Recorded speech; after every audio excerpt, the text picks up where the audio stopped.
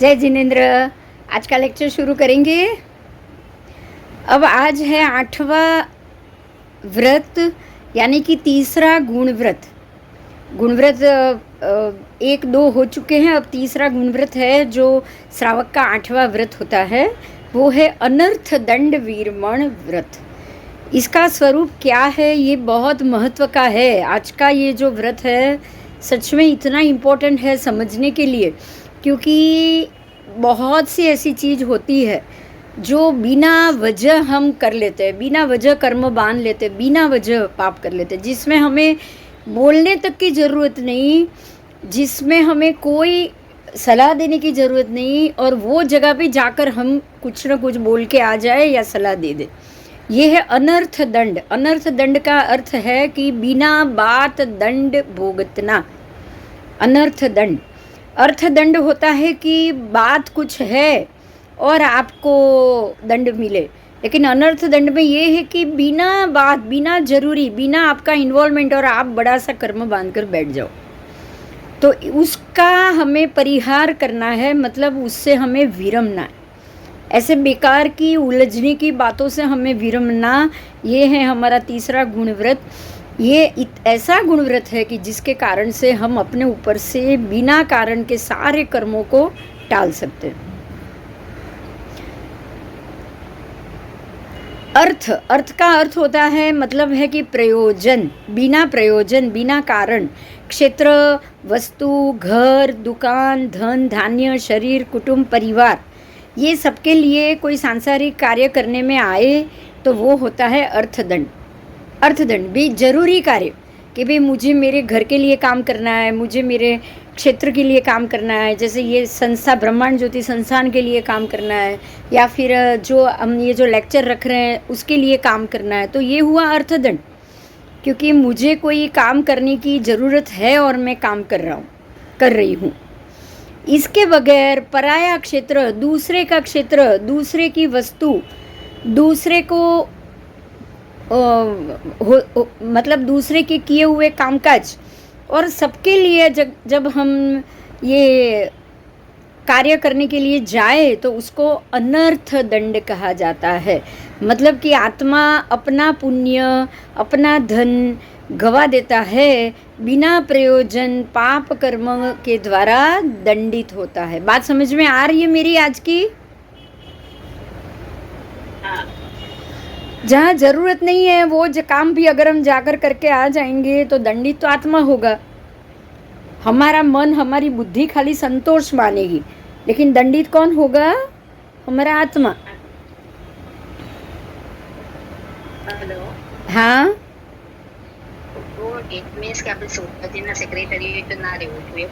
અરે રાજા લાસ્ટ ક્લાસમાં વાંચ્યું હતું. રાજા બને ને, જે રાજા અથવા જે આપણે આજે આને શું કહેવાય, રાજ્ય અધિકારીઓ બધા, દંડ, આ જે પીએમ ને સીએમ ને આ બધા પણ જે બને છે ને, એરિયાના જે બધા કોર્પોરેટર ને બધા, એ બનનાર 3 જ મહિનામાં કર્મમાં નરકનું આયુષ્ય બાંધે છે. બોલ, 3 મહિના કોર્પોરેટર બનેલી વ્યક્તિ નરકમાં જાય છે. તું વિચારી લે. હવે સમજાય છે વાત? ના ના, સેક્રેટરી ને સોસાયટીની સેક્રેટરી તો તું ખાલી સોસાયટી પૂરતું જ કામ કરી રહી, બરાબર બરાબર. પણ કોર્પોરેટર ને એ લોકોને આજે રોડ બાંધવાનું, પછી એમાં તું જો બધું જ પૃથ્વી કાય, અપ કાય, તેવું કાય, વાયુ કાય, બધાની હણના થાય છે કે નહીં? ત્રસકાયની થાય છે કે નહીં? પાણીના મોટા મોટા ટેન્ડરો પાસ કરવાના, પાઇપલાઇનો નાખવાની, ટોયલેટ બાથરૂમની આટલી બધી મોટી મોટી પાઇપલાઇનો નાખવાની, આ બધી સગવડો કરવાની, આ ટ્રેનો આટલી બનાવવાની, દોડાવવાની. પીએમને કેટલું દંડ પહોંચતો હશે, વિચારી શકે તું?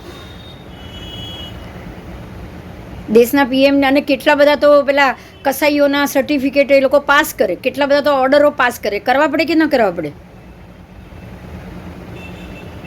હા, કરવા પડે. કેટલા નોન વેજીટેરિયન હોટલો ખોલી હોય, બધાને એ લોકોને પરમિશન આપવી પડે ને. હવે વિચાર કે, એટલે લાગે છે તમને એમ કે ભાઈ આ બહુ સારી પોસ્ટ, બહુ સારું, આમાં આપણે શુભ કાર્ય પણ કરી શકીએ, પણ સામે માઇનસ ઘણું મોટું છે. આ બધું અનર્થ દંડ આવ્યું.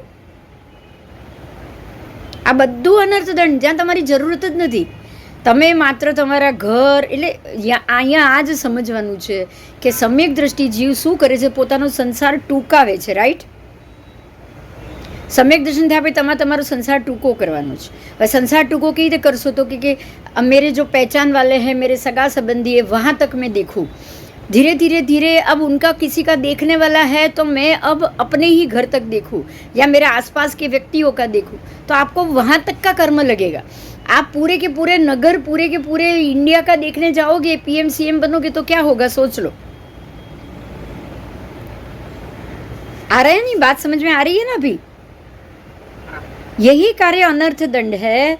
और अनर्थ दंड उसको कहा जाता है कि बिना प्रयोजन आप वो काम करने दौड़ जाते हो, पराया क्षेत्र, पराया वस्तु. आप पराया क्षेत्र ही हुआ ना. सोसाइटी का काम क्या अपना क्षेत्र है क्या? आपका खाली फ्लैट अपना है, बाकी के पूरे एरिया का आप करने जाओगे तो पराया क्षेत्र हुआ. अब सबकी गैस की पाइपलाइन लेनी है, परमिशन के लिए आप दौड़ दौड़ कर रहे हो, सबको परमिशन मिल रही है आपके कारण, सिग्नेचर लग रही है आपके कारण. अब सारे के सारे जो भी वायु का है, जो भी गैस का और जो भी होगा, किसके खाते में जाएगा बोलो? हाँ, करण करावण अनुमोदन सब होगा, सब होगा. तो जितने एरिया में आप ज़्यादा आगे जाओगे वो सब का दोष आत्मा को भुगतना पड़ेगा. तो आत्मा का पुण्य गवाता है. इसमें गवाएगा क्या? आप गवाओगे क्या बोलो? धन तो मिल सकता है, मैं ये नहीं कहूँगी, धन जरूर मिल सकता है, धन मिलेगा भी, लेकिन आप गवाओगे क्या? पुण्य तो खत्म ही हो रहा है ना. और बिना प्रयोजन पाप कर्म बन रहा है. ऑनररी आप सर्विस दो, पर आपको प्रयोजन है वो सर्विस देने का कारण क्या है बताओ? चल, कारण क्या? ऑनररी सर्विस करने का कारण क्या? कारण क्या? कारण तो कुछ है ही नहीं. अरे व्यवस्था अलग बात है. किसी का आप अगर ये किसी को, बच्चों को, उसको जैसे ये हम कहेंगे ना स्पॉन्सरशिप या फिर स्कॉलरशिप, आप उसके लिए मेहनत करो, ये पुण्य का काम है, क्योंकि आप किसी को ज्ञान देने के निमित्त में आए. बराबर? ज्ञान, दर्शन, चारित्र, ये तीन के ही निमित्त में आना है और किसी भी निमित्त में नहीं. ये बात समझ में आई? ज्ञान के निमित्त में आओगे, आप अपना ज्ञान बढ़ाओगे. आपने किसी और को ज्ञान देने की सहूलियत कर दी तो आपको ज्ञान जरूर मिलेगा. दर्शन मतलब कि श्रद्धा, विषय, आप जैसे वो काउंसलर होते हैं फैमिली के लिए या बच्चों के लिए या आगे कुछ समझदारी के लिए, जैसे मोटिवेशनल लीडर है, लेकिन वो सारे क्या कर रहे हैं? सारा का सारा व्यक्ति का पुण्य खत्म कर रहे हैं ना. वो लोग क्या कर रहे हैं? आप ये करो, ये करो, आपको 1 करोड़ रुपया मिल जाएगा, आपको 2 करोड़, आप रोज लिखो, रोज ये लिखो. इसको क्या बोला जाता है? शब्द भी है ना उसके लिए, कुछ कोई शब्द है इंग्लिश में कि आप ये काम रोज करो, ऐसा रोज लिखो, मेरा ये काम हो गया है, मेरा ये काम हो गया है, मुझे 1 करोड़ रुपया मिल गया है, मिल गया, मिल गया लिखोगे तो आपको मिलेगा. अब अच्छा, मिल गया लिख दिया, आपको मिल गया, डेस्टिनी ने दिया, तो किसका पुण्य का दिया? आपका ही पुण्य का दिया ना, किसी और का पुण्य का तो आपको देंगे नहीं. ऐसा होगा कि मेरे पुण्य में 0 है और मैंने ये लिख दिया मुझे 1 करोड़ रुपया मिलेगा तो किसी और का पुण्य का मिलेगा, ऐसा होगा क्या? नहीं नहीं नहीं. तो मिल तो आपका ही पुण्य का रहा है, मतलब आप पुण्य को कैश कर रहे हो. मोटिवेशनल लीडर यही तो सिखाते हैं. उनको लग रहा है अरे कुछ समय चला चला चला दौड़ोगे, क्यों? क्योंकि आपका पुण्य बैलेंस था, वो आप खर्च कर रहे हो. आप वहाँ तक पहुँचे हो तो कुछ तो पुण्य होगा. अब वो खत्म हो गया, अब क्या करना है? कुछ नहीं, अब 0 हो गए आप वापस. ऐसे ये पॉलिटिशियन की बात है. पॉलिटिशियन बनो या ऐसे कॉरपोरेटर बनो या ऐसी कोई जगह पे पहुंचो, बहुत सारा पुण्य कमाया था, आप पहुंच गए. अब पहुंचने के बाद पुण्य खत्म कर दिया और नया बांधा क्या? 3 महीने तक आप, 4 महीने तक आप बहुत सारे रोड कॉन्ट्रैक्ट, ये रोडवेज, ये अग्नि, पृथ्वी, वायु, जल, आकाश, सबका आपने नाश कर दिया, बहुत सारा नाश कर दिया. तो अब तो पाप बांध दिया. 6 काय की, 3 काय जीव की विराधना हो गई, तो अब तो नया इतना पाप बांध दिया कि नरक के अलावा कुछ है ही नहीं. राज्येश्वरी, नरकेश्वरी, चक्रवर्ती राजा अगर दीक्षा ले रहा है, सब कुछ छोड़ रहा है तो मोक्ष जा रहा है. समझिए, ध्यान से समझिए। अगर वो सब कुछ छोड़ रहा है तो मोक्ष जा रहा है। अगर वो अंतिम समय तक चक्रवर्ती राजा ही बना रहा तो 7वीं नारकी में जाता है। कहाँ जाता है पता है? 7वीं नारकी में। चक्रवर्ती को 7वीं नारकी में जाने की क्या जरूरत? वो तो व्यवस्था ही कर रहा है ना। चक्रवर्ती क्या कर रहा है बोलो? वासुदेव क्या कर रहे हैं? प्रति वासुदेव को मारते हैं और व्यवस्था ही करते हैं कि नहीं बताओ? आज जो मोदी कर रहे हैं कि भाई पाकिस्तान को सबक सिखाया, बॉम्ब प्लेन भेजे, ये भेजा, सबक ही सिखाया ना। उन्होंने वासुदेव का काम किया बराबर, हाँ या ना? हाँ, तो अब ये कहाँ जाएंगे? 7वीं नारकी में। कहाँ जाएंगे बोलो?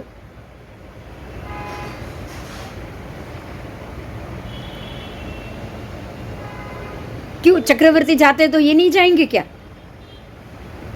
इसीलिए जाएंगे। आप अगर कोई शुभ आशय से काम करोगे तो आपको मोक्ष मिलेगा। तीर्थंकर परमात्मा शुभ आशय से काम करते हैं, लेकिन राज्य तो छोड़ना ही पड़ता है। आपको मोक्ष बिना राज्य छोड़े, बिना घर छोड़े, बिना व्यापार धंधा छोड़े मोक्ष नहीं मिल सकता। ये ध्यान रखिएगा, ये बात नहीं भूलिएगा। अनर्थ दंड है, बाकी का सारा काम अनर्थ दंड। समझ में आ गया है? सम्यक दर्शन आ गया है उसको, ये कोई अनर्थ दंड में जाने की जरूरत नहीं। अगर गए तो वापस संसार बढ़ जाएगा। ठीक है, आगे जाऊं? कहा है कि जो आत्मा अपनी इंद्रिय और अपने कुटुंब परिवार के लिए पाप करे, अपनी इंद्रिय मतलब खुद के लिए, अपने शरीर, अपनी सुख, अपना मन, सबके लिए, और अपने कुटुंब परिवार के लिए अगर वो पाप कर रहा है तो वो अर्थ दंड हुआ, जरूरी दंड हुआ। मतलब जरूरी है कि भी कुटुंब के लिए आप कमाओ, कुटुंब के लिए खर्चा करो, कुटुंब के लिए थोड़ा पाप करो। आप कर्म करने जाओगे या काम पैसा कमाने जाओगे तो वो तो पाप कर्म है ही है, उसमें तो कोई आप कर्म करो और पुण्य बांधो, ये तो बहुत कम है। ये बात समझ लो, ये हो ही नहीं सकता। तो वो हुआ अर्थदंड, उसका दंड तो है ही, अर्थदंड कहा जाता है। लेकिन उसके अलावा दूसरे किसी के लिए अगर आप ये कार्य कर रहे हो तो वो हुआ अनर्थ दंड। आओ, अनर्थ दंड के 4 मूल भेद और उत्तर भेद है 11, टोटल 11 भेद हुए उसके, और 11 और 4 15। तो मूल 4 भेद कौन से हैं? अपध्यान, पापोपदेश, हिस प्रदान और प्रमादाचरण। ये हिस्र प्रदान और प्रमादाचरण, ये 4 है मूल भेद। उसमें से अपध्यान, जो पहला अपध्यान है, उसके भी 2 भेद है, आर्त ध्यान और रौद्र ध्यान। अपध्यान का मतलब है सारा का सारा अशुभ ध्यान। अपध्यान का अर्थ होता है हम बोलते हैं ना अपवर्ती, परावर्ती, अपरावर्ती। अप का अर्थ विरोधी, बराबर। उपदेश अपदेश विरोधी होता है कि नहीं? हाँ, ऐसे ही ध्यान, अपध्यान। ध्यान का मतलब है शुक्ल ध्यान, अच्छा ध्यान, शुभ ध्यान।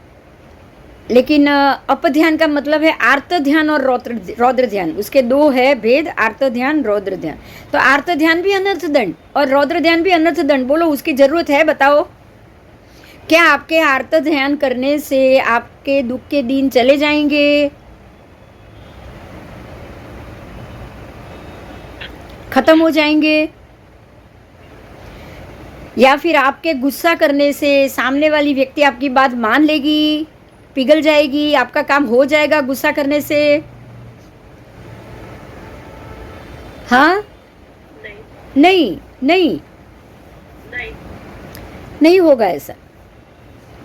तो आर्त ध्यान, अब आर्त ध्यान के भी 4 और रौद्र ध्यान के भी 4 भेद हुए। मतलब आप समझ सकते हो अपध्यान के कितने ज़्यादा भेद हो गए, कम से कम 8 भेद हो गए उसके। तो ये इस प्रकार से आपके 8 भेद अपध्यान के हुए। अब जो आर्त ध्यान के 4 भेद है ना, यहाँ सारे के नाम आ रहे हैं, मैं एक के बाद एक बोल रही हूँ क्योंकि यहाँ हम पूरे डिटेल से पढ़ रहे हैं, इसलिए। आर्त ध्यान के 4 भेद, उसमें सबसे पहला है अनिष्ट वियोग आर्त ध्यान। मतलब कि अपने अप्रिय शब्द, आदि जो भी अनिष्ट है आपके लिए, आपको अनिष्ट है, आपको कोई गुस्सा है, आपको कोई गुस्सा कर रहा है, आपका कोई दुश्मन है, तो आप ये क्या इष्ट करोगे? अरे उसका बुरा हो, अरे ये चला जाए, अरे ये मर जाए, आप सोचोगे कि नहीं सोचोगे? बताओ। कोई आपका शत्रु है, कोई आपको बार बार डांट रहा है, कोई आपको बार बार मार रहा है, तो आप यही सोचोगे ना, ये जल्दी मरे, सोचोगे कि नहीं? यहाँ से चला जाए, नहीं तो मर जाए, आप यही सोचोगे ना? तो अपने अप्रिय शब्द, अपने अप्रिय व्यक्ति, उसके विषयों का संयोग होने पे तीनों काल में उसका फिर से संजोग ही ना हो, आप यही सोचोगे ये दुनिया में, जिंदगी में मुझे दोबारा मिले ना, इस प्रकार का सोचना, और उसके अत्यंत वियोग की चिंता करना, उसका अत्यंत शोक की चिंता करना, वो दुखी हो जाए, वो मर जाए, वो भाग जाए, वो चला जाए, आप यही सोचते रहो, चिंता करते रहो। ये हुआ अनिष्ट वियोग आर्त ध्यान, मतलब अनिष्ट वस्तु का वियोग हो जाए, आपसे दूर चला जाए। फिर दूसरा है रोगादि वियोग, मतलब कि मुझे डायबिटीज़ है, मुझे पेट में दर्द है, मुझे हार्ट की तकलीफ़ है, मुझे वाल की तकलीफ़ है, मुझे पैरालिसिस हुआ है, मेरे पैर नहीं चल रहे हैं, तो हम रोज़ ये सोचे कि भाई ये मेरी पेट की पीड़ा, मस्तक की पीड़ा, आदि व्याधि रोग, ये सारा चला जाए, ये सोचना भी आर्त ध्यान है। बोलो, हकीकत ये है कि अगर अशुभ चीज़ आपके पास आती है तो उसको भी एक्सेप्ट करो खुश होके, ये मेरे कर्मक्षय का कारण है। आप क्या सोचोगे? मेरे कर्मक्षय का कारण। हाँ, ये चीज़ मुझे कर्मक्षय का मौका मिला है, ये व्यक्ति बार बार सामने आ रही है, तो मुझे उससे निपटना नहीं है, मुझे उससे भागना नहीं है। मेरा शरीर ये रोगों का घर बन चुका है, तो अच्छा है कि चलो ये रोग शरीर में है, तो मैं सुख के पीछे तो कम भागूंगी। बोलो, कम भागोगे कि नहीं? अगर शरीर व्यवस्थित और अच्छा होता तो भगवान को कोई याद भी नहीं करता। करता क्या? बताओ। नहीं करता। तो रोगादि का वियोग कभी नहीं सोचना है, कुछ भी, दुश्मन का वियोग भी नहीं सोचना, आपको उसमें भी संभाव में रहना है बस।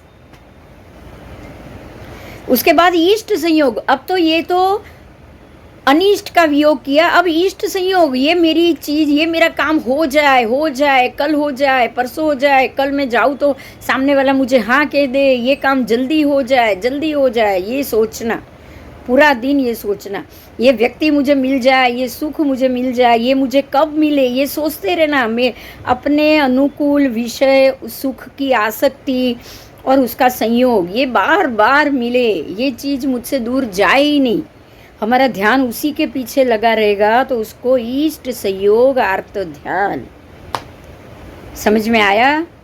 बोलो, अब सम रह सकते हो? ऐसे ध्यान में आप समभावी रह सकोगे? बताओ। फिर निदान आर्त ध्यान। निदान का मतलब है चक्रवर्ती देव आदि के वैभव, उसका सुख, ये सब देखो और उसकी प्राप्ति की प्रार्थना रूप, मतलब किसी देव की साधना करो, ध्यान लगाओ, जाप करो, किसके लिए?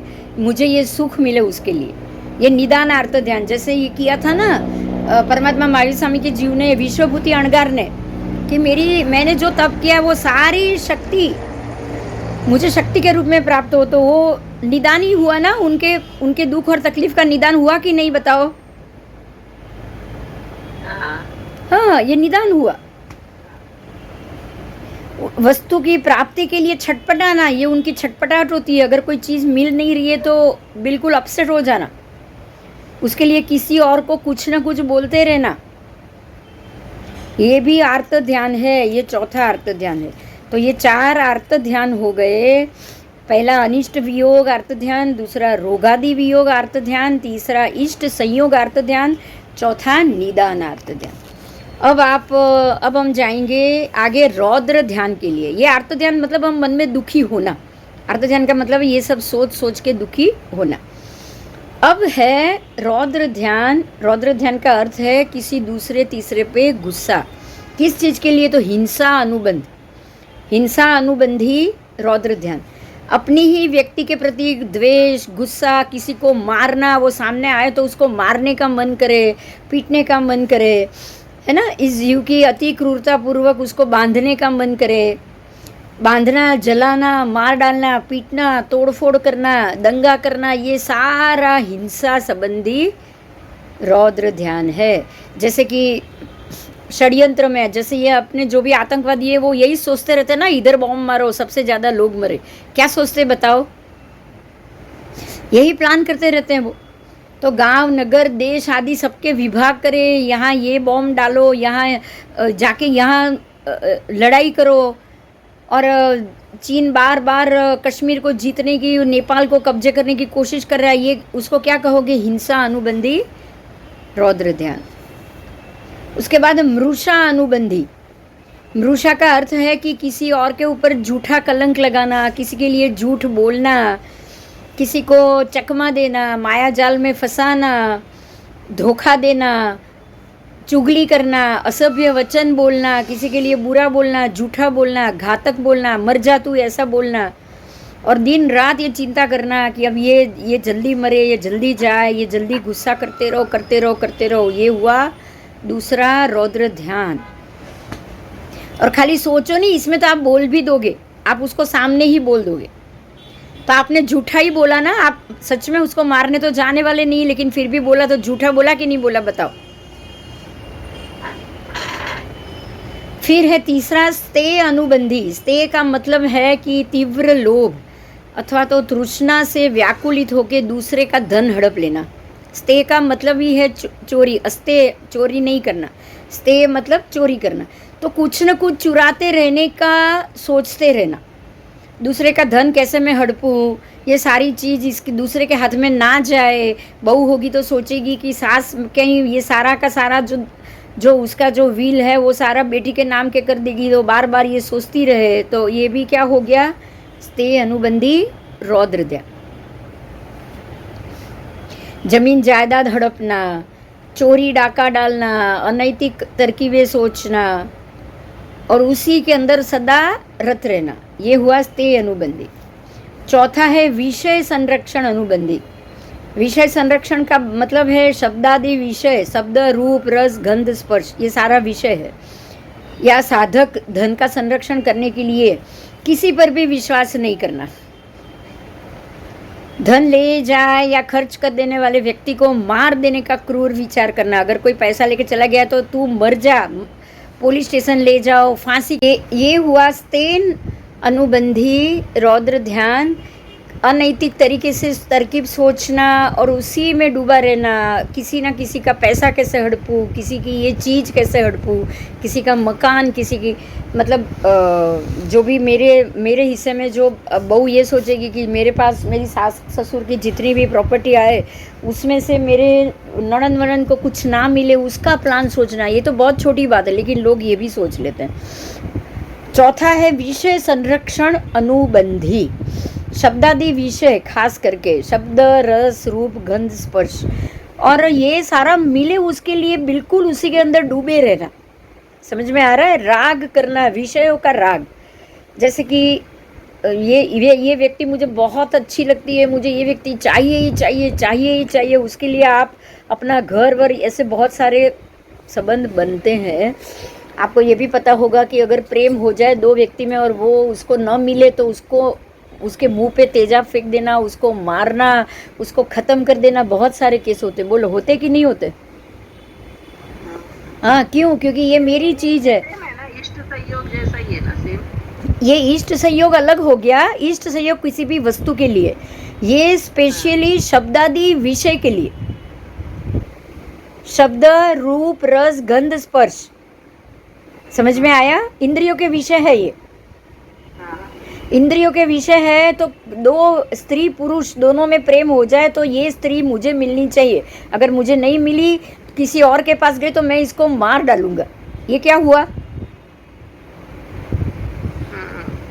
और चिलाती पुत्र की ये कहानी भी है।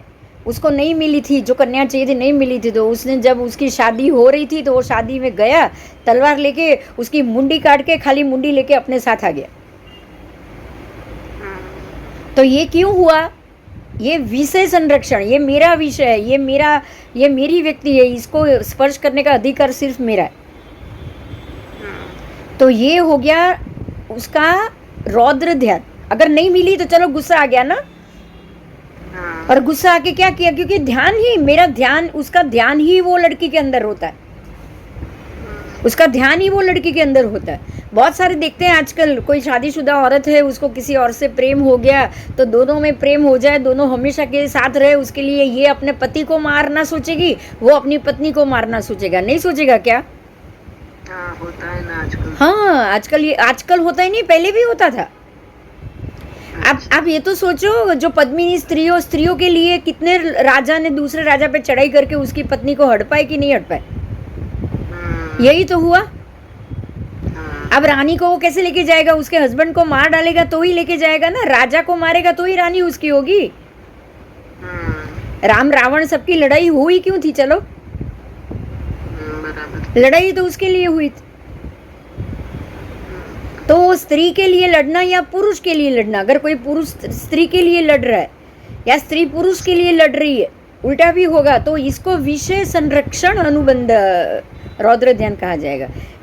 ये विषय मेरा है, ये विषय मेरे लिए है, ये व्यक्ति से सुख मैं ही भोग पाऊं, कोई और भोग ना पाए, इसकी आप सुरक्षा करो।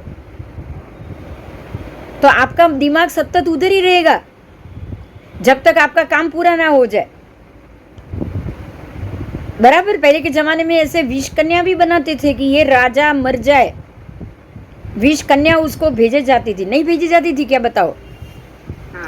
हाँ, तो ये क्यों? विषय सुख की बात है, यहाँ वासना की बात है।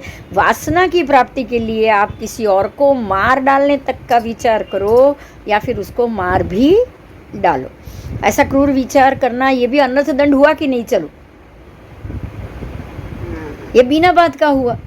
अगर आपके नसीब में होता तो आपको ऐसे ही मिल जाता ना। अच्छा ठीक है, फिर भी मैं ऐसा समझ सकती हूँ, दो व्यक्ति को प्रेम होना सहज नहीं है, वो हो सकता है, हो जाता है। बराबर, इस चीज को हम सहज नहीं मान सकते। होना है, कर्म का संबंध है तो होगा, लेकिन उसको शांति से भी तो भोग सकते हो भाई। मिला, जैसे आप देखो, बहुत सारे ऐसे हीरो हीरोइन का मैं नाम लूंगी कि भाई बहुत सारे, जैसे हेमा मालिनी, धर्मेंद्र ने दूसरी शादी की, हेमा मालिनी, अब दोनों दूसरी शादी करके भी शांति से ही रहे ना। किसी ने एक दूसरे के हस्बैंड, इसने इसकी वाइफ को मारने की कोशिश तो नहीं की है ना। इसने तो डिवोर्स भी नहीं दिया, ये तो बहुत शांति से रहे। बराबर, एकदम शांति से ही रहे, ऐसा ही कहा जाएगा ना इसको। हाँ ठीक है, तो ये नहीं तो अगर आप शांति से नहीं रहोगे तो सतत सोचोगे इसको मारो, ये मर जाए, ये खत्म करो, यही प्लान होगा और कुछ नहीं। उसके बाद है पाप उपदेश। ये हो गया आपके, अब दूसरा था वो पाप उपदेश था। पापमय उपदेश देना किसी और को कि भाई तुम खेती करो। देखो ध्यान दो, पापमय उपदेश भी एक श्रावक के लिए कितनी छोटी बात में पापमय उपदेश हो जाता है। ये है कि तुम खेती करो, तुम ये अनाज करो, तुम ये इसमें ये खाद डालो, तुम ज़्यादा अनाज बोओ, तुम डबल खेती करो। तो सारे आपने उसको ये सिखाया, उसने ये काम किया, अब वो दुगुनी सब फसल कर रहा है, तो डबल जीव मर रहे हैं। बोलो।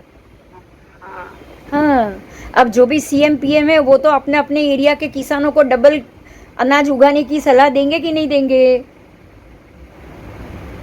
प्रोविज़न भी करके देंगे। ट्रेन भी डबल जाएगी, ट्रेनों डबल चलाओ, वाहन ज़्यादा चलाओ, बैलों से ज़्यादा काम लो, घोड़ों से भी काम लो, उनकी खसी करो, बैल और घोड़े की खसी होती है, शत्रुओं को सताओ, यंत्र चलाओ, शस्त्र तैयार करो। ये सब क्या है बताओ? लेकिन ये तो भगवान ने भी किया था ना, असी मसी कृषि सब। असी मसी कृषि भगवान ने सिखाया है। सिखाया है कि भाई अब वो क्यों सिखाया? चलो पहले ये सोचो क्यों सिखाया था। अब इतना पता है तो ये पता होना चाहिए क्यों सिखाया, ये बताओ। क्योंकि पहले ऐसे सब जानवरों को मार के खाते थे, तो भगवान को लगा कि ये सब नहीं, पहले के जमाने में तो जानवरों को मारते ही नहीं थे उस वक्त। तो बिल्कुल भी नहीं मारते थे। अच्छा। परमात्मा जब आदिनाथ भगवान ने ये सिखाया, उससे पहले तो कल्प वृक्ष थे। हाँ। जानवर भी जानवर को मार के नहीं खाता था। अच्छा।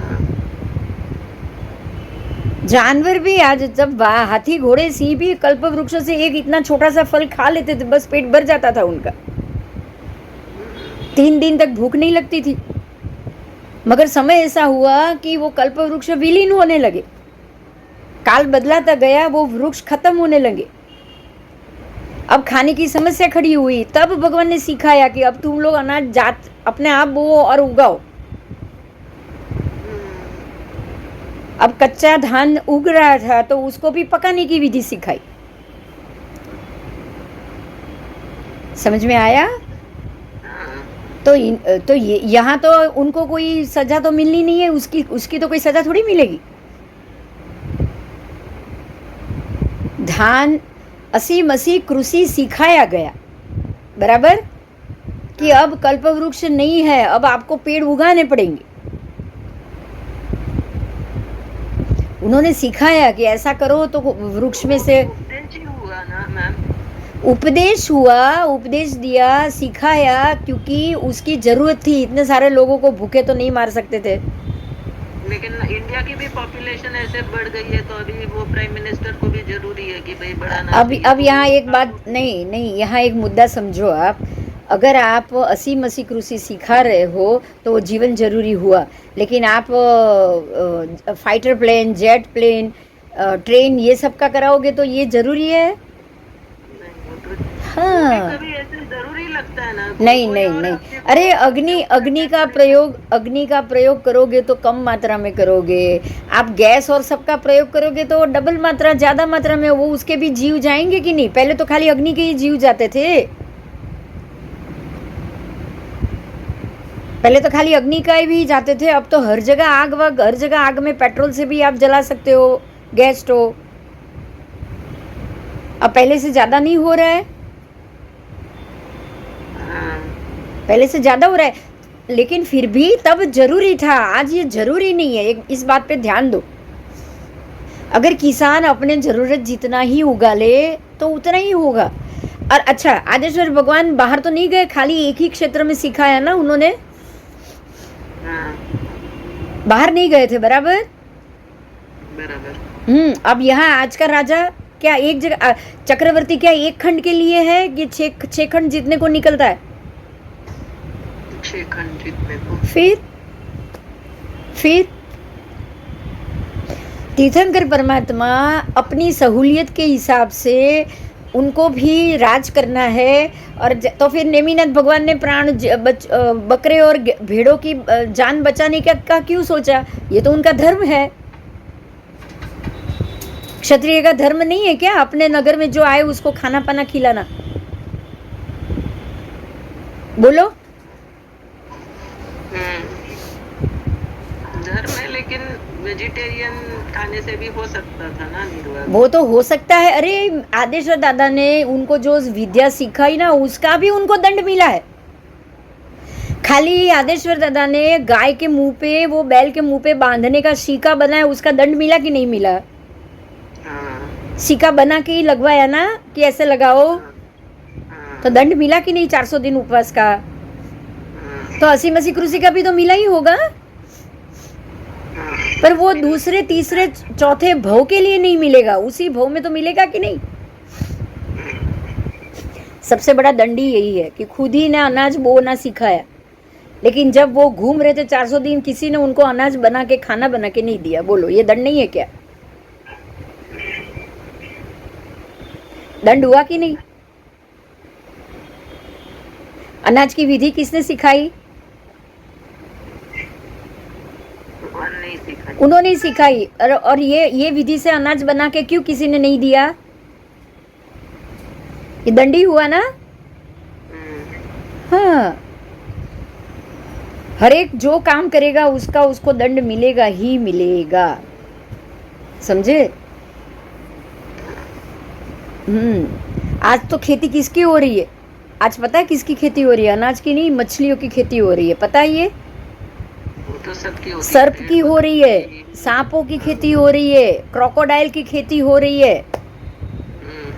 हाँ, फिर खेती का अभी खाली अनाज की खेती करेंगे तो कम पाप लगेगा, लेकिन इसकी करेंगे तो पंचेंद्रिय जीव की हत्या हो रही है, एक नहीं कितने सारे।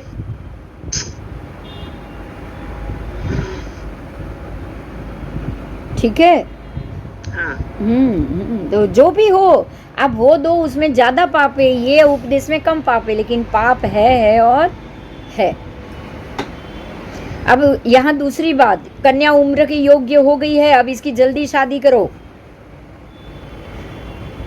और अपने स्वार्थ बिना, जिसमें अपना कोई काम भी नहीं है, पराई पंचायत करना, इसको क्या कहा जाएगा? पाप उपदेश। समझ में आया? आपको कोई जरूरत नहीं है, लेकिन आप बताओगे नहीं ये लड़का अच्छा है, ये लड़का अच्छा है, आप 100 लड़कों बता के रख देंगे कन्या के लिए किसी की। हाँ, वो पूछे और जवाब दो। हाँ, ये अलग बात। अगर कोई पूछे तो जवाब दो, तो फिर आपको झूठ भी नहीं बोलना है, ठीक है? हाँ, लेकिन अगर कोई पूछे ही नहीं और आप बताते जाओ तो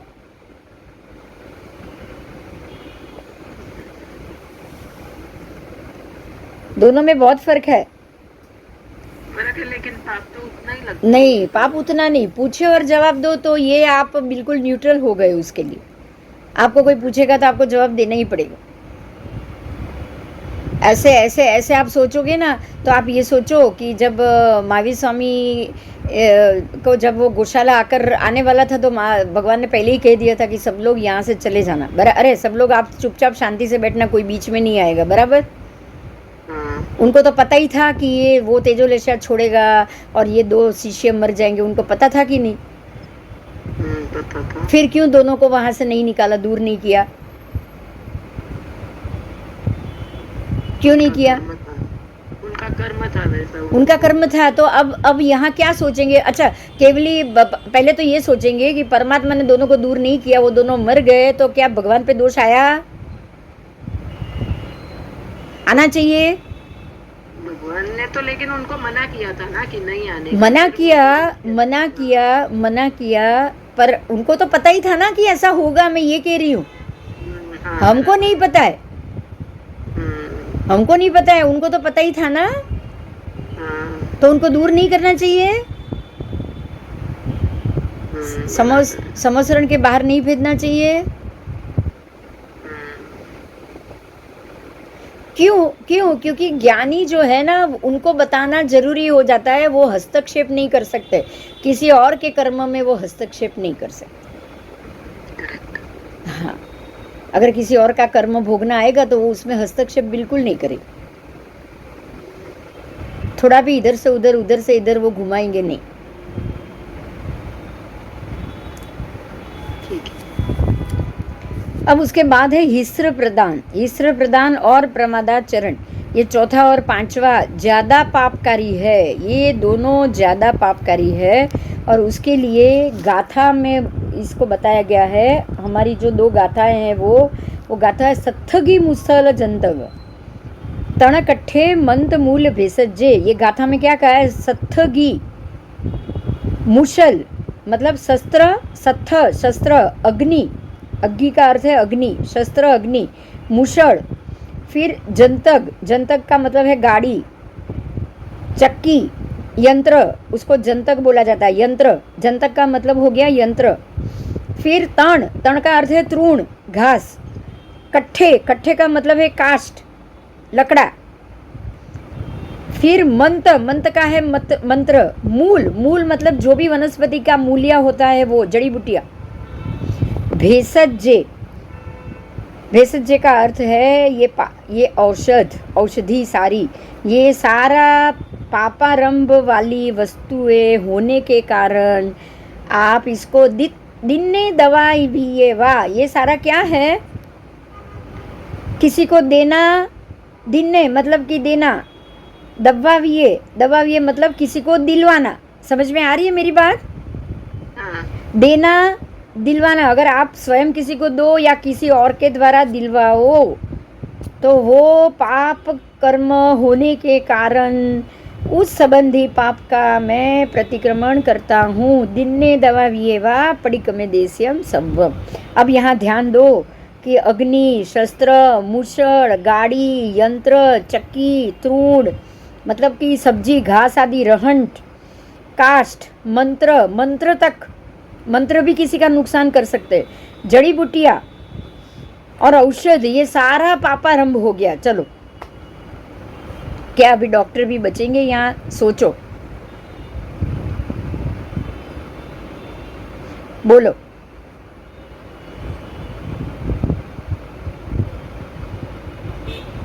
किसी को स्वयं दो या दूसरे द्वारा दो, ये दोनों को का आपको प्रतिक्रमण करना होता है। उसके मंत्र का मुझे नहीं समझा। मंत्र तो बहुत ही एक बार मैंने एक एग्जाम्पल दिया था, आपको पता हो तो, कि मंत्र जब ऐसे मंत्र है जिसको लब्धि 28 प्रकार की लब्धिदायक कहा गया है, और महात्माओं के पास ये मंत्र बहुत होता है। मंत्र से आप ये जो पैर में लगा के पादलिप सूरी उड़ते थे, पता है, हवा में मंत्र की शक्ति से ही उड़ते थे। रावण भी मंत्र की शक्ति के कारण ही सीता को उड़ा के ले गया ना। तो अब ये मंत्र जिसने रावण को दिया गया, उसने क्या उपयोग किया? बोलो। बराबर है, लेकिन अच्छे मंत्र भी देते रहेंगे ना। अच्छे देते रहेंगे, लेकिन आप कब उसका क्या उपयोग करो क्या पता है? आपको थोड़ी ना पता है। एक मंत्र था जो गुरु ने शिष्य को सिखाया। अब गुरु शिष्य को सिखा रहे थे, उसको नहीं पता था। कोई एक आदमी ने सुन लिया, वो रूम कमरा बंद, झोपड़ी में कमरा बंद करके सिखा रहे थे। आदमी ने सुन लिया। वो मंत्र ये था कि आप किसी भी एक जीव को ये मंत्र बोलोगे और कुछ वो जो चावल बहुत सारी, एक मुट्ठी चावल लो और पानी में डाल दो तो सारे के सारे चावल मछली बन जाएगी। ये मंत्र था। और गुरु ने ये शिष्य को सिखाया कि ये मंत्र से आप कोई भी चीज़ को ऐसे डबल कर सकते हो। ये सब कब काम आए?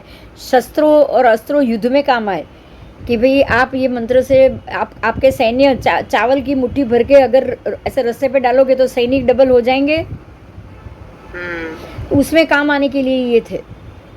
अब ये इसने सीख लिया और वो तो जाके चावल मुट्ठी लेता है और पानी में डालता है, मछली होता है, मछली का धंधा कर रहा है। वो बहुत पैसा कमाए। कमाने के बाद उसने सोचा कि अब गुरुदेव को मैं जिनके कारण इतना पैसा कमाया उसको जाके मैं बताऊं। उसने आके गुरुदेव को आके बोला कि गुरुदेव ये मंत्र मुझे मिले हैं, आप पैसे रखो इतना। तो गुरुदेव पूछ रहे इतना पैसा तू क्यों लेके आया मेरे लिए? तो उसने बोला कि आप एक दिन सिखा रहे थे शिष्य को अपने, और मैंने सुन लिया, फिर मैंने उसका धंधा किया तो मुझे बहुत पैसा मिल रहा है, बहुत रुपया मिल रहा है, तो अब उसमें से मैं आपको कुछ भाग देना चाहता हूँ। तब गुरुदेव को बिल्कुल सन्न हो गए एकदम कि अरे मेरे मंत्र के कारण ये कितने जीवों को मार रहा है। बोलो क्या हुआ रिजल्ट? ये तो बहुत पापकारी होता है, ज्यादा पापकारी होता है। क्यों? बहुत सारे जीव उसने अब तक मार दिए ना। तो कराण अनुमोदना ही हुआ ना। आपने किसी को ऐसा मंत्र सिखाया, अनुमोदना नहीं है क्या?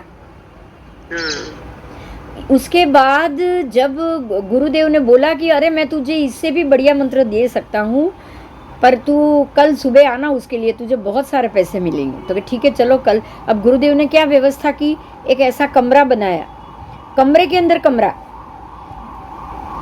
और उसने अपने शिष्य को बोला कि जब भी ये आदमी सुबह आए तो तू बाहर से ये दरवाजा बंद कर देना, बाहर के कमरे का। और गुरुदेव ने क्या सोचा कि जैसे ही ये आएगा उसको मैं मंत्र बोल के अंदर के कमरे में भेजूंगा और बोलूँगा कि तू अंदर जा। हुआ ये कि ये आदमी आया, जैसे ही वो एक कमरे में अंदर आया तो गुरुदेव उसको दूसरे कमरे में ले गए और अंदर के कमरे में ले गए, और बाहर से शिष्य ने दरवाज़ा बंद कर दिया। अब ये अंदर के कमरे में गए और गुरुदेव ने ये मंत्र दिया, बोला कि अब तू ये मंत्र जप, और ये 10-15 मिनट 20 मिनट तक तो तू आंख बंद करके इसको रटने के बाद तू जैसे ही बोलेगा और ये पानी, हाथ में पानी डाल के तू ये सामने एक बिल्ली या कुछ ऐसा कुछ पड़ा था तो उसके ऊपर ये डालेगा ना जैसे ही, तो तुझे बहुत सारा धन मिलेगा। अब गुरुदेव तो बाहर आ गए कमरे से, उसने ये मंत्र जपा, पानी लिया, उसमें जो सामने बिल्ली वो जो बैठी थी उसके ऊपर डाला तो वो बड़ा शेर बन गया और शेर ने सीधा उसको मार डाला।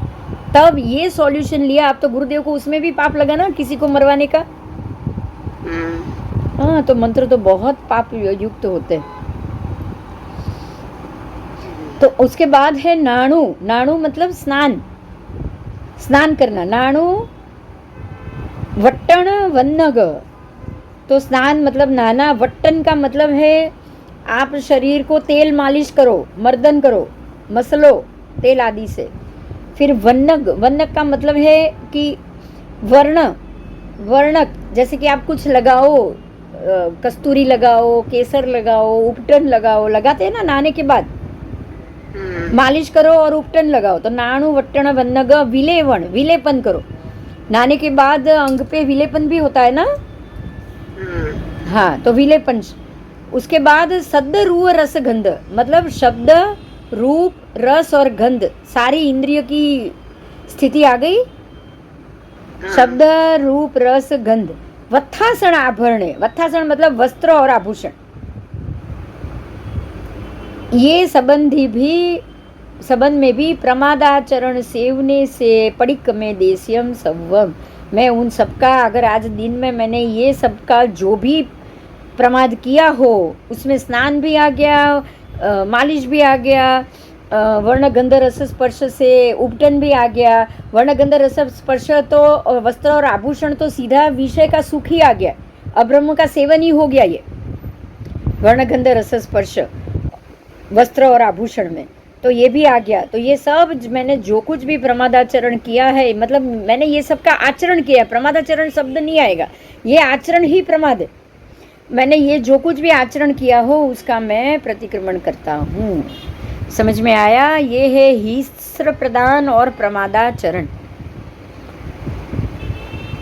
शस्त्र, अग्नि, मुशल, ये सारी उपलक्षण से खरल, ओखली, हल, ये सब, फिर ग्राइंडर, ये सब आ जाएगा। चक्की आदि, गाड़ी, ट्रेन, ये सब उसमें आ जाएगा। तो ऐसा घास जो लंबी लंबी वेलियाँ होती है ना वट वृक्ष की, जिसके कारण फांसा लगता है प्राणियों को, पशु पंखियों को। फिर तृण, तृण मतलब कि जो घास काटना, उगाना, फसल काटना, वो भी तृण ही है। झाड़ू आदि। फिर घास, रेंट, लकड़ी, काष्ठ, जहर उतारने वाले, वशीकरण आदि करने वाले मंत्र, नाग दमन आदि औषधि, बुखार आदि रोग हो जाए तो उसके लिए जड़ी बूटी, गर्भपात आदि कराना। गर्भपात भी होता है, सारा औषधियाँ पिला देने से गर्भपात होता है, ये तो हम जानते हैं, बहुत पुराने ज़माने में वही होता था। तो ये सारा मंगल मूली से स्नान कराना आदि, औषध से गर्भ धारण करवाना, गर्भपात कराना। कोई कन्या संकुचित योनि वाली हो और विवाह करने के योग्य ना हो तो औषधि द्वारा या उसकी जो अभिन्न योनि वाली बना के उसका विवाह कराना। किसी का घात करना, कर्म भव रूप वन का मूल है। ये सारे कर्म भव रूप वन का मूल है। आगे आगे जो भी कर्म आ गया वो सारा किसका मूल है? ये भव अटवी का मूल हुआ कि नहीं? बोलो। आप ये भव रूपी अटवी में घूमते ही रहो, घूमते ही रहो, ये कर्म करते रहो और घूमते रहो, कर्म करते रहो, उसका फल भोगते रहो, उसका शुभ फल लेते रहो, अशुभ फल भी लेते रहो और भोगते रहो। आपने आज आपने ये कर्म किया दूसरे के लिए, कल दूसरा आपके लिए करेगा, तो अंततः तो आपको ये पूरे भवटवी में घुमाएगा ही घुमाएगा ना, कि कुछ और कराएगा? बोलो। घुमाएगा। हाँ, ये घुमाएगा ही घुमाएगा। तो ये कर्म करने से तो आप और ये भवटवी में घूमते ही रहने वाले हो। और प्राणियों की प्रकृति भंग करे ऐसे उच्चाटन आदि क्रिया में भी कारणभूत होना। ठीक है। बेशक अनेक वस्तु मिश्रित चूर्ण, अनेक जीवों के प्राणघात करने वाले शस्त्र, अग्नि, मुशल, ये सारा देना, दिलाना, उसका व्यवसाय करना, बिजनेस करना, छुरी, चाकू, कातर, ये सब चीज़ उसमें, सुई भी आ जाती, सुई का भी प्रायश्चित लगता है। वो संबंधी पाप जो आज तक लगा है उस सबका प्रतिक्रमण, ये हुआ हिस्र प्रदान अनर्थ दंड। समझ में आ गया? हाँ, ये हुआ हिस्र प्रदान। हिस्र प्रदान मतलब शस्त्र प्रदान, अग्नि, ये उससे किसी न किसी की हिंसा होना, हिंसा प्रदान। अब आ रहा है प्रमादाचरण। तो मेरे शरीर को मैं सुशोभित करूं ना, ये सबसे बड़ा प्रमाद है। क्या है? प्रमाद है। सबसे बड़ा प्रमाद। आप शरीर की शुश्रूषा करो तो आपके यहाँ जो भी आया ना, ये चीज जो आई ना कि आप मालिश करो, उबटन करो, ये सब करो, ये प्रमाद हुआ। शरीर की सेवा करोगे तो ये सबसे बड़ा प्रमाद होगा। आपको सेवा किसकी करनी है? आत्मा की करनी है। आप शरीर की सेवा करोगे तो आत्मा दंडित होता जाएगा, तो ये प्रमाद हुआ कि नहीं हुआ? आपको अप्रमत्त बनना है। अप्रमत्त बनना है मतलब आत्मा को मुक्त कराना, तो शरीर को दंडित करना है। बात समझ में आ रही है? उल्टा करना है। आप दूसरी क्रिया, शरीर की सुशोभनता और शरीर का सुख करोगे तो आत्मा दंडित होगा। आत्मा को सुशोभित करोगे तो शरीर दंडित होगा। शरीर दंडित होगा तो ही आत्मा सुशोभित होगा। ये बात समझ में आ गई? विरोधाभास बहुत महत्व की बात। अगर मैं आत्मा का सुशोभीकरण करूंगी तो मुझे अगले भव में शरीर नहीं मिलेगा। बराबर? आत्मा को सुशोभित तब से किया जाता है, ध्यान से किया जाता है, माला गिनती से किया जाता है। जब आप वो करोगे, कौशक करोगे, तो शरीर का प्रमाद निकल गया। शरीर को तकलीफ हुई? बताओ तो।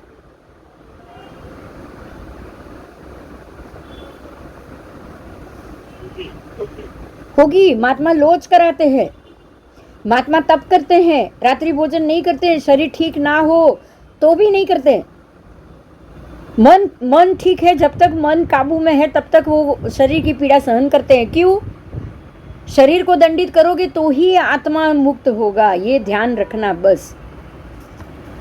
अब शरीर को तेल आदि मर्दन करो, स्नान करो, यत्ना करो, जीव वाली जमीन में चलो, सम्यक प्रकार से जल को छाने बिना स्नान करो, तो ये सारी चीज से तो प्रमाद होगा, आत्मा और दंडित होता जाएगा। क्योंकि ये सारे जीवों को बचाने के लिए, उसका फल भोगने के लिए आत्मा को वापस जन्म लेना पड़ेगा। ठीक है? उसको कुत्ता आदि ने भक्षण किया हो या अन्य के पैर के नीचे कुचला गया हो, ऐसे घास पे जब चींटी का समूह लगा है, आप उसी के ऊपर चल रहे हो। आप चलो, मॉर्निंग वॉक करो, लेकिन ये देखो घास के ऊपर नहीं चलना है। मॉर्निंग वॉक के लिए तो जरा भी नहीं चलना है, और कुछ अपना सुख के लिए भी उसके ऊपर नहीं चलना है। उसको वर्णक कहा जाता है।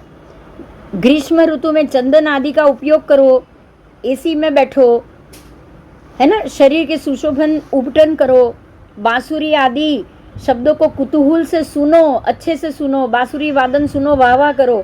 वो पवन को पीड़ा हो रही है, बांस को पीड़ा हो रही है, हमको ये सब देखना ही नहीं है।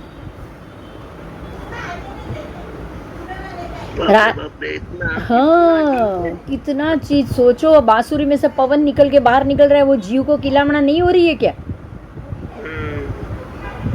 रात में ऊंचे स्वर में बोला हो तो छिपकली आदि दुष्ट जीव भी जाग जाएंगे। आप थोड़े ऊंचे स्वर में रात को बोलोगे तो छिपकली दौड़ेगी, उसको कहीं मक्खी वक्खी मिल गई, मच्छर मिल गया तो उसको खा लिया। ये दोष किसको लगा? अपने कोई।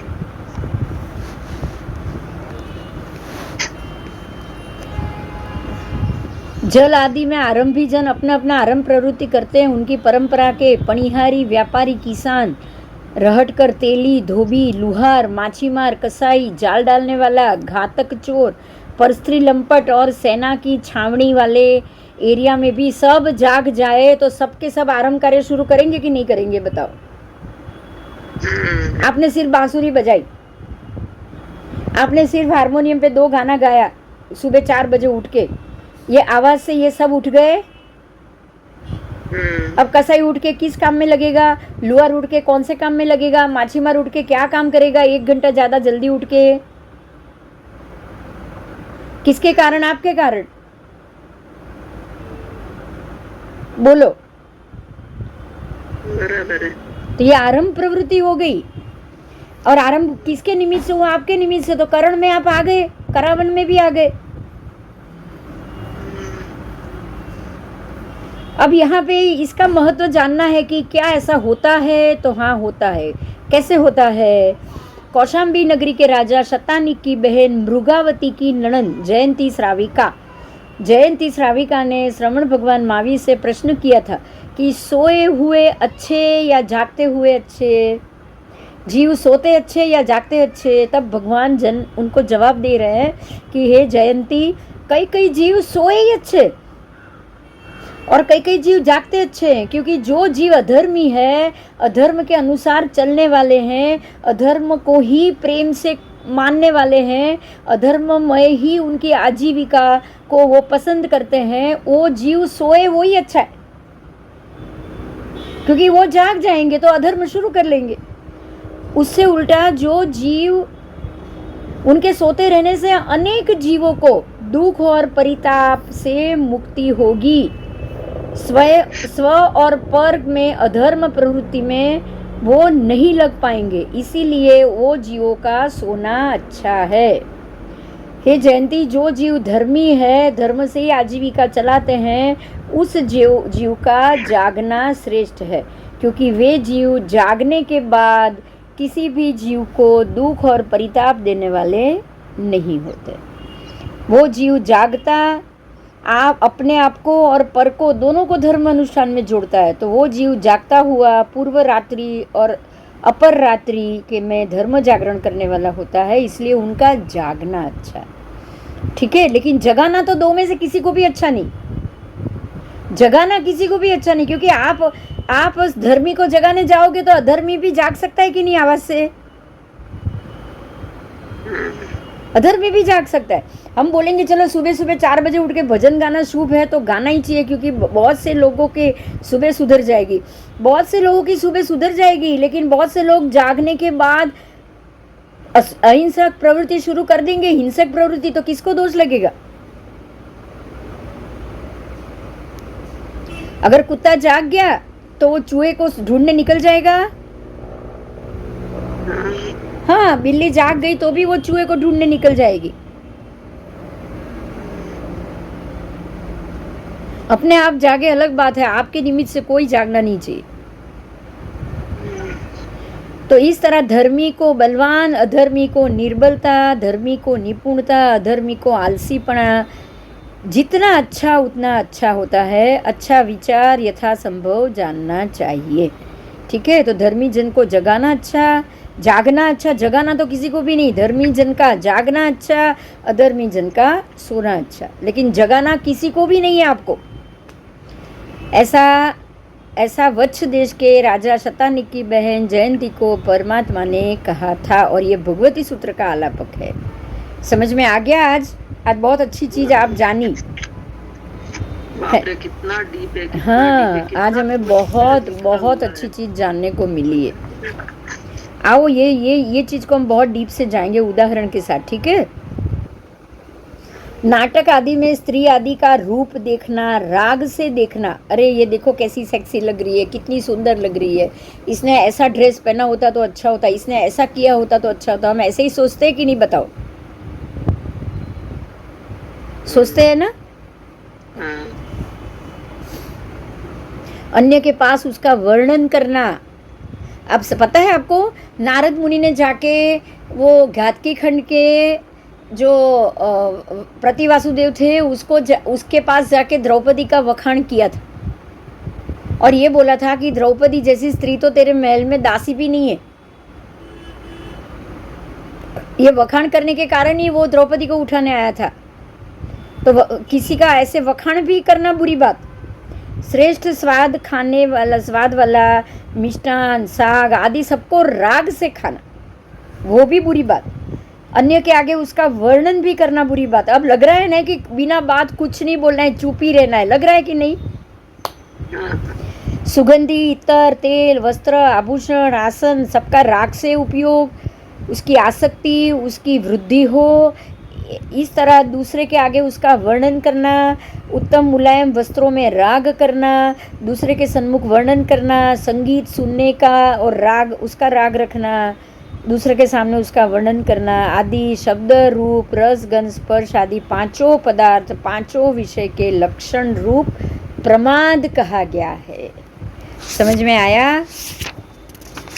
ये शब्द रूप रस गंध स्पर्श सब प्रमाद है, सब प्रमाद। उस प्रमाद की जाति मद विषय कषाय निंद्रा और विकथा ये 5 प्रमाद बनते हैं। इसके कारण मध्य विषय, मध्य मतलब नशा, फिर विषय, फिर कषाय, फिर निंद्रा और विकथा, वो सबको त्याग करने योग्य जानना है। कुतूहल से गीत नृत्य नाटक आदि देखना, काम शास्त्रों में आसक्ति करना, जुआ खेलना, मदिरा सेवन, जल क्रीड़ा, झूला हिंडोला, बैठना, हास्य विनोद करना, जीवों को परस्पर झगड़ा करवाना, शत्रु के पुत्र आदि के प्रति वैर रखना, भोजन कथा, स्त्री कथा, देश कथा, राज कथा, विकथा करना। ठीक है। रोग और मार्ग के श्रम के बिना संपूर्ण रात्रि को सोना। अगर श्रम नहीं है, श्रम हुआ है तो ही संपूर्ण रात्रि को सो, अगर श्रम नहीं है तो पूरी रात्रि कोई नहीं सोएगा, ये प्रमादाचरण हो जाएगा। ठीक है। रोग है तो सो सकते हो, बाकी नहीं। बुद्धिमान इसका त्याग करे। जिन मंदिर में हास्य विलास त्याग, थूकना त्याग, झगड़ा त्याग, मंदिर में सोना त्याग, विकथा, ये सारा और चारों प्रकार के आहार सब प्रमादाचरण और सब अनर्थ दंड रूप है, इसलिए उसका त्याग करना है। उसके बाद आलस आदि से घी तेल पानी पात्र कोई ढका हुआ नहीं है, मार्ग में आते जाते होते हुए हरी वनस्पति के ऊपर चलना, चलते फूल पत्ते तोड़ना, चलते चलते झाड़ पान को नुकसान पहुंचाना, तोड़ते जाना, अलग मार्ग से चलना, दृष्टि से स्थान तलाश किए बगैर हाथ आदि डालना, अचित स्थान होने पर भी सचित स्थान पे खड़ा रहना। अगर अचित है तो सचित पे खड़ा नहीं रहना, और सचित पे चले बगैर चारा नहीं है तो चुपचाप चलो। ये भी मत सोचो कि अगर ये चलने से हानि हो रही है, ये हो नहीं रही है, आपके पास कोई रास्ता नहीं है तो आप चुपचाप चलो, बस उस पर चलना। वस्त्र सुखाना, नील फूल कुंथु आदि से व्याप्त जमीन पे ओसामण गर्म पानी आदि डालना।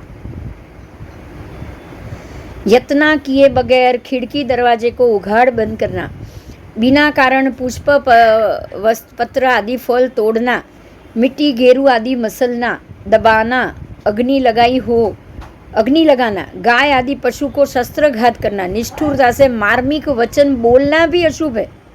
हास्य निंदा आदि की हो, रात्रि या दिन में जीव यत्न की हो, स्नान केश कला पीसना, दलना पकाना, खोदना, मिट्टी आदि मसलना, लेप करना, वस्त्र धोना, पानी छानना आदि पापारम किया हो, वो सब प्रमादाचरण, सब प्रमादाचरण। फिर यत्ना से थूकना, थूक निकालना, राख धूल आदि से ना ढकना, ये भी प्रमादाचरण, क्योंकि उसको नहीं ढकने के कारण उसमें अंतर्मुद के अंदर समूर्छी मनुष्य की उत्पत्ति, उसको राख से अगर ढक दोगे तो समूर्छी मनुष्य की उत्पत्ति नहीं होगी। आर्य श्यामाचार्य ने श्री पन्नवना सूत्र में कहा है कि हे भगवान, समूर्छी मनुष्य कहाँ उत्पन्न होते? देखो समूर्छी कहाँ उत्पन्न होते? भगवान कह रहे हैं कि शरीर की स्थिति में ही, आपके शरीर के अलग अलग कारणों में ही समूर्छी जीव उत्पन्न होते हैं, हर एक जीव के। तो समूर्छी उत्पन्न होने का कारण ही हमारा शरीर, तो उसमें कहाँ कहाँ होते हैं? तो 45 लाख योजन रूप जो 2.5 द्वीप है, उसके अंदर दोनों समुद्र मिला के 45 लाख योजन मनुष्य क्षेत्र के 15 कर्म भूमि, 30 अकर्म भूमि और 56 अंतर द्वीपों के गर्भज मनुष्य, और गर्भज मनुष्य के सुनो, विष्टा मूत्र श्लेष्म, उसकी लीट वमन पित्त वीर्य रुधिर, वीर्य के बिखरे हुए पुद्गल, निर्जीव क्लेवर, स्त्री पुरुष के संयोग, गटर नगर की गटर, गांव की खाल, सर्व असूचि स्थान, समूर्छी मनुष्य, अंगुल के असंख्यात वे भाग की अवगाहना वाले शरीर वाले, असंगनी, मिथ्या दृष्टि, अज्ञानी और सर्व पर्याप्ति से अपर्याप्त, ऐसे समूर्छम जीव उत्पन्न होते हैं, होते ही रहते हैं और वो अंतर मुहूर्त के अंदर मर जाते हैं। समझ में आया? ऐसे 14 स्थानों में शरीर की 14 स्थानों में शरीर की असूचि के कारण, गर्भज मनुष्य की असूचि के कारण, खास करके गर्भज जीव, उसके कारण अंतर्मुहूर्त युक्त ऐसे जीव उत्पन्न होते हैं। ठीक है। अब पापाश्रव की बात की है, अधिकरण भूत पापाश्रव। तो जो शस्त्र मलमूत्र आदि को सम्यक प्रकार से अगर आप त्याग नहीं करते, अगर आप नहीं वोसराते, मलमूत्र विसर्जन करने के बाद भी उसको वोसराना पड़े, अगर वोसरा दो तो आपको दोष नहीं लगेगा, लेकिन अगर आप नहीं वोसरा हो तो वो भी प्रमादाचरण है। तो श्री भगवती सूत्र में कहा है कि हे भगवान, जो मनुष्य धनुष्य ग्रहण करता है, बाण ग्रहण करता है और धनुष्य में बाण चढ़ाकर उस बाण को ऊंचे फेंकेगा, उसमें अगर प्राण का नाश हुआ तो वो मनुष्य को कितनी क्रिया लगेगी? भगवान कहते हैं उसको 5 क्रिया लगेगी। इतना ही नहीं, उस मनुष्य से बाण से जो जीव के क्लेवर बना है, जो धनुष जिसके क्लेवर से बना हुआ है, उस जीव को भी 5 क्रिया लगेगी। सुनो, जो डोरी बनी है, जो धनुष डंडा बना है, जो जीव के हड्डी से ये बना है, उसको भी 5 क्रिया लगेगी। उतना ही नहीं, परंतु धनुष बाण में जिस जीव के क्लेवर से बना है, उस जीव को भी 5-5 क्रिया लगेगी। काय की, अधिकरणी की, प्राद्वेषी की, परितापनी की और प्राणातिपाती की, 5 क्रिया लगेगी। अब यहाँ प्रश्न है कि बाण फेंकने वाले पुरुष को तो शरीर आदि के व्यापार दिखने से 5 क्रिया लगेगी, लेकिन जिस जीव का च्यवन हो गया है, मतलब जिसका ये शरीर है, उसने तो यहाँ से छोड़ दिया है जीव, फिर भी उसके शरीर के कारण, शरीर से जो धनुष आदि बना है, उसको 5 क्रिया कैसे लग सकती है? मेरा प्रश्न समझ में आ गया? फिर मैं जवाब दूँ? हाँ। अब तो वो तो जीव वहाँ से निकल गया था। मान लो कि मछली की बड़ी हड्डी से ये पूरा आगे का धनुष का आकार बना है, या फिर जो लोहे को पिघला के, आज तो लोहे को पिघला के बनता है, शस्त्र बनता है, तो उससे अगर ये बंदूक बनी है तो ये बंदूक को दोष कैसे लगेगा? ये बंदूक जो प्राणी के शरीर से, जो लोहे के अंदर से निकली एकेंद्रिय, उसके बनी है, तो उसको दोष कैसे लगेगा? तो भगवान कहते हैं क्योंकि मनुष्य धनुष आदि तो केवल उस जीव की अचेतन काया ही है, और इस तरह अचेतन काया मात्र से जीव को कर्म बंधन अगर स्वीकार कैसे हो सकता है? तो यहाँ ये बता रहे हैं कि उसने त्यागी हुई, वो जीव ने त्यागी हुई काया का, जो पहले बोले थे ना शब्द, वोसराया नहीं था। समझ में आया? वो जीव ने त्याग करके, काया त्याग करके उसका वोसराना नहीं किया था। त्यागी हुई काया का भी लोक में प्राणातिपात आदि हेतु द्वारा परिवर्तन होता है, और काई की क्रिया के हेतु से मनुष्य आदि उसके शरीर से दूसरे जीव को मारने का पाप करता रहता है। साधु के पात्र, दंड आदि भी अचित उपकरण जीव दया का हेतु बनता है। इस न्याय से उस शरीर के स्वामी जीव को पुण्य का कारण हो सकता है। देखो, साधु का दंड, साधु की अचित उपकरण, उसको भी पुण्य कर्म मिल सकता है। वो भी एक इंद्रिय जीव है, उसको भी पुण्य मिलेगा। करण अनुमोदन लागेगा कि नहीं बताओ? चरवला का दंड होगा, चरवला होगा, उसको पुण्य मिलेगा कि नहीं मिलेगा? वो दंड वाले जीव को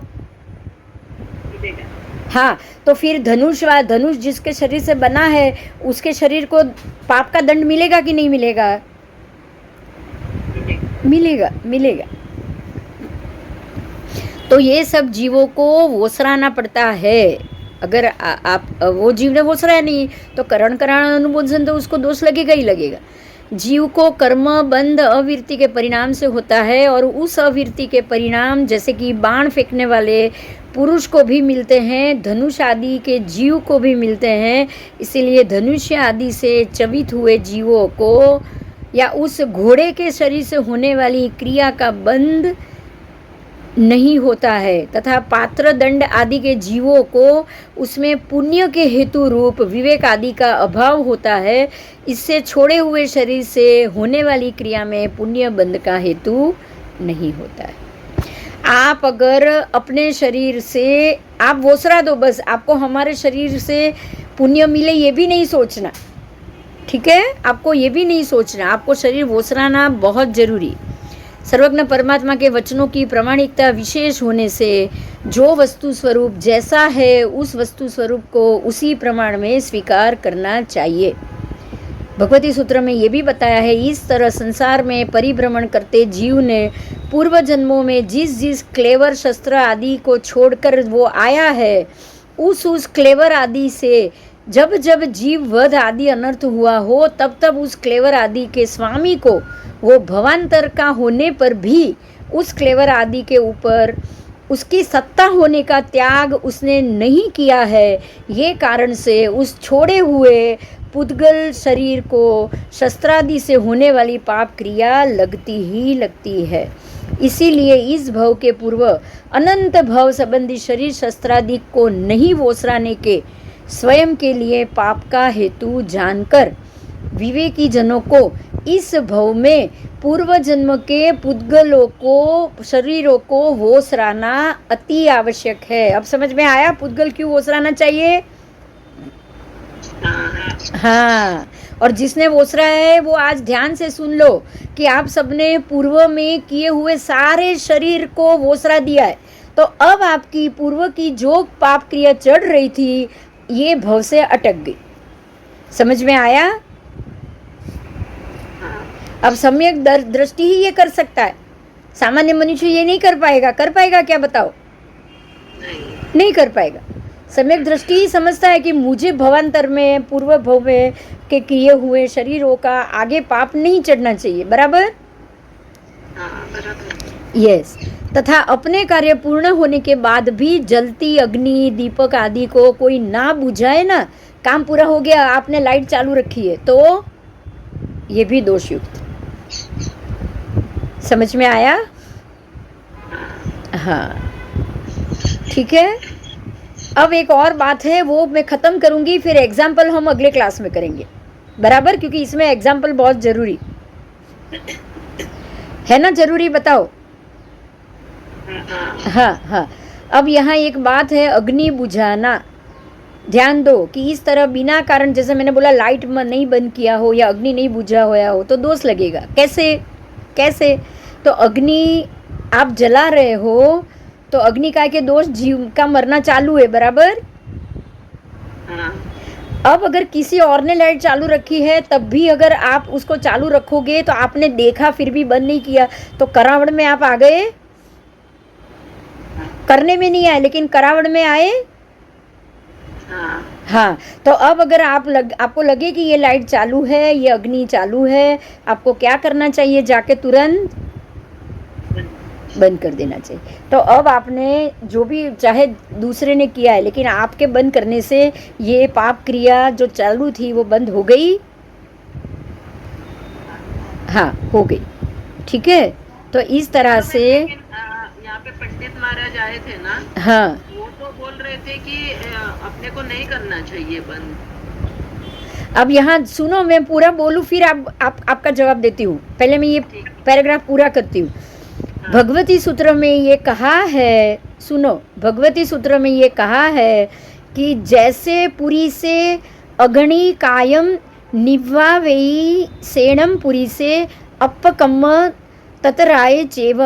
मतलब कि जो पुरुष अग्नि कार्य को बुझाता है वो पुरुष अल्पतर कर्म बंधन करता है। अगर कोई अग्नि जल रही है, आपको बुझाने के लिए तो पानी डालना पड़ेगा। अग्नि कहीं आग लगी है तो बुझाने के लिए पानी डालना पड़ेगा। तो लोग क्या सोचेगा कि भाई किसी ने अग्नि चलाई है उसको पाप लगेगा, मैं क्यों बुझाऊं, मैं बुझाने जाऊं तो अब काय के जीव मरेंगे। बराबर? ये सोच के महात्मा मना करते। मगर उसको जलता रखोगे तो क्या होगा? बोलो। स्प्रेड हो जाएगा, ज्यादा दोष लगेगा। परमात्मा ये कह रहे हैं कि उसको बुझाने वाले जीव को अल्पतर कर्म बंधन करता है। और अगर चूल्हा दीपक आदि बिना ढके रखो या अग्नि चालू रखो तो वो जीव बहुत दोष करता है। अब समझ में आ गई बात? हाँ अगर आप बुझा रहे हो तो अल्प दोषी हो, चालू रख रहे हो तो ज्यादा दोषी हो। अब आप क्या करोगे, आप सोच लो। महात्मा की बात छोड़ो, आपको क्या करना चाहिए? बुझाना चाहिए। बुझाना चाहिए। अच्छा, इसकी जगह महात्मा होते तो महात्मा को भी क्या करना चाहिए? मैं तो महात्माओं को भी बोल रही हूँ, आप भी लाइट बंद करके बुझा सकते हो। अगर उपाश्रम में किसी ने आया, कोई और आया, लाइट चालू रख के चला गया, तो आपने चालू ही रखा ना, तो भी आपको दोष लगेगा, क्योंकि आप जहां खड़े हो आपके आसपास अग्नि का है कि जीव मर रहे हैं, मर रहे कि नहीं? तो अगर महात्मा उसको बुझा दे तो ज्यादा दोष से बचेंगे कि नहीं? कम ही दोष लगेगा ना। वो लोग ये सोच रहे हैं कि कम दोष, ये दोषयुक्त है, मगर ये नहीं सोच रहे कि आप ज्यादा दोष से बच रहे हो। आप किसी और को भी आवाज देके बंद करा सकते हो, वॉचमैन को बोल के भी बंद करा सकते हो कि नहीं? अगर कोई नहीं है तो आप खुद बंद कर लो, मगर जीव की हत्या तो रोको। हाँ या ना? अब आपका जवाब मिल गया? हाँ, अब इसी बात के लिए हम अगले क्लास में मृग सुंदरी का दृष्टांत करेंगे। ठीक है? ठीक है। हाँ जी, हाँ जी। चलो अभी आज मैं यहाँ क्लास फिनिश करूँ? चलो देरी हो गई है, अब कल करेंगे। ठीक है। ठीक है। जय जिनेन्द्र। कल यही टॉपिक चलेगा आगे, मृग सुंदरी का दृष्टांत। हाँ बोलो। મારા સાહેબ હવે ત્યારે પંખોની લાઈટ ચાલુ હોય તો પછી આપણે ત્યારે બંધ નથી કરી શકતા. ત્યારે આપણે તો આમ પણ મારા સાહેબ આવ્યા હોય ને, હવે તમે બંધ કરો ને એટલે હવે એ હાથ તમારે ધોવા પડે, અને હાથ તમે પાણીથી ધુઓ એટલે હવે જ્યાં સુધી કોરોના ત્યાં સાહેબને વોરાવી ના શકો, એટલે નથી કરવાનું. અને એ લાઈટ પંખો તમારા માટે ચાલે છે એટલે મહાત્માને દોષ લાગવાનો નથી. પણ ઉપાશ્રયમાં ચાલુ રહે અને કોઈ ન હોય, બધા શ્રાવક જતા રહે ને હજી પણ લાઈટ ચાલુ છે, પંખો ચાલુ છે, તો શું કરશો? હા, આપણે તો કરવો જોઈએ, એમને કરો. હું તો કહું તમે કરો, તમે અલ્પ દોષ લાગશે તમને. સમજાય છે? ખાલી ઇલેક્ટ્રિકને અડ્યા એનો દોષ લાગશે, પણ જીવની ના તમે નહીં અડો અને પૂરી રાત બળશે તો કેટલા અગ્નિકાયના જીવ મરી ગયા. એટલે એમને પણ દોષ લાગે, એવું નહીં માનો કે એમને ન લાગે. દરેક વ્યક્તિની આસપાસ જે પણ એકેન્દ્રિય જીવનો રાસ થાય છે બધાને દોષ લાગે છે. બરાબર? હા, સમજાયું? તમે અગ્નિને બુઝાવનાર, અરે અગ્નિ બળી રહ્યો છે, આ હું નહીં બુઝાવું તો હજી બીજું 10 દિવસ સુધી આ નહીં બુઝાય, એમ કરીને એ 10-12 બેડા પાણીના નાખે ને તો એને 10-12 બેડા જેટલો દોષ લાગ્યો, એ અલ્પદોષી થયો. પણ જો એ નથી બુઝાવતો અને આખું વનનું વન સળગી ગયું તો કેટલા ત્રસ્કાય જીવો મરી જાય, કેટલા પતંગિયા અને માખી ઉડતી મરી જાય. ખુલ્લા દેવતા પડ્યા હોય તો ના દોષ લાગે? બોલો. એના કરતા અડીને બુઝાવીને અલ્પદોષી થવું વધારે સારું. ભગવાન એમ કે છે. સમજાયું? મહાત્મા શું કે છે એના કરતા મહત્વનું આ છે કે આગમ શું કે છે. બરાબર? એટલે મહાત્મા એમ કે ના આમ નહીં કરવાનું, ચાલુ જ રહેવા દેવાનું, ના, નો. પણ મહાત્માની સામે નહીં કરવાનું, કારણ કે તમે એની સામે કરો અને પછી વોરાવશો તો એ વોરશે નહીં. તમારે હાથ ધોવા જવું પડે, એ બધું કરવું પડે એટલા માટે. હા, ઓકે. હા, ચલો જય જિનેન્દ્ર. કાલે આમ તો વહેલું જ લઈશું, 3:30 જ, કંઈક કારણ આજે મને જરા બેંકમાં જવાનું આવી ગયું એટલે મોડું થઈ ગયું. હા, ચલો જય જિનેન્દ્ર.